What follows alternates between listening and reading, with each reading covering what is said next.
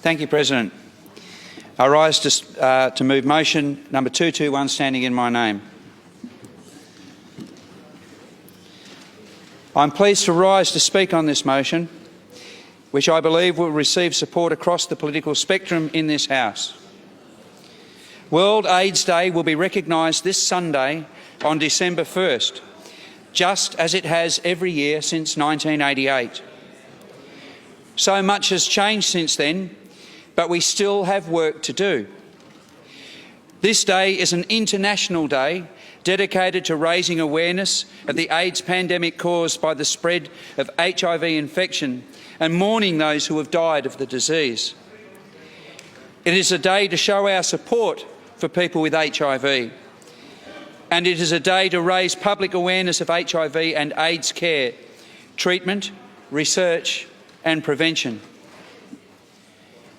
We know incredible efforts of gay and bisexual men at a community level have driven the uptake of PrEP, a drug that prevents HIV, and testing. We also know that the Andrews government did the right thing in the last term of Parliament, funding a PrEP expansion after the federal government refused to. Thankfully, the federal government have now changed their position, but it should not have taken until 2019 for a life-saving drug to be accessible on the PBS.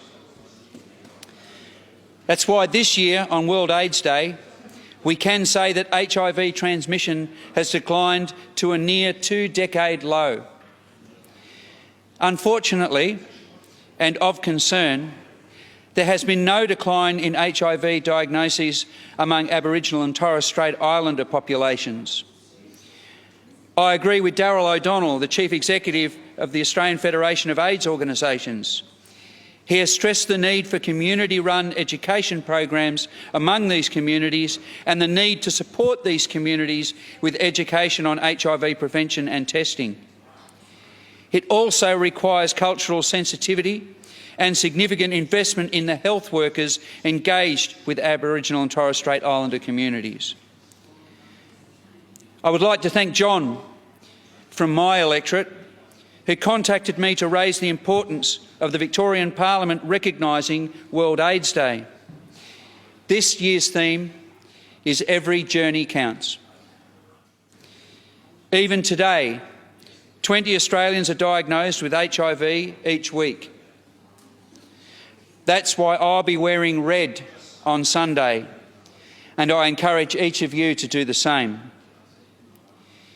With World AIDS Day approaching, it is important to remember that HIV still exists in Australia and can affect anyone. And while there is no cure for HIV, there are now highly effective treatments and prevention options allowing people with HIV to lead long and healthy lives, with a similar life expectancy to a person who does not have HIV. We've come a long way, but sadly, many people have lost their lives to AIDS. Homophobia creates a severe stigma around those with HIV and AIDS, further demonising our LGBTIQ+ communities. Many of us last year would have watched the Queen biopic Bohemian Rhapsody, which explored the private darkness of Freddie Mercury's world as he grappled with his diagnosis, at a time when it was shrouded in misunderstanding, fear and othering. While this stigma may have lessened, it would be wrong for us to claim we are rid of it completely.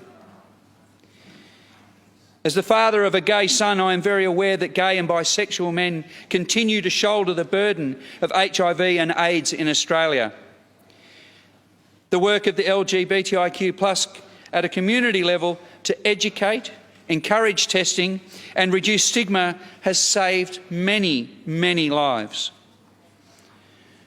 On World AIDS Day, we must remember those we have lost to the epidemic, thank those who are brave enough to go public with their status, and support those in our community living with HIV to live happy and healthy lives. I commend this motion to the House. Ms Taylor.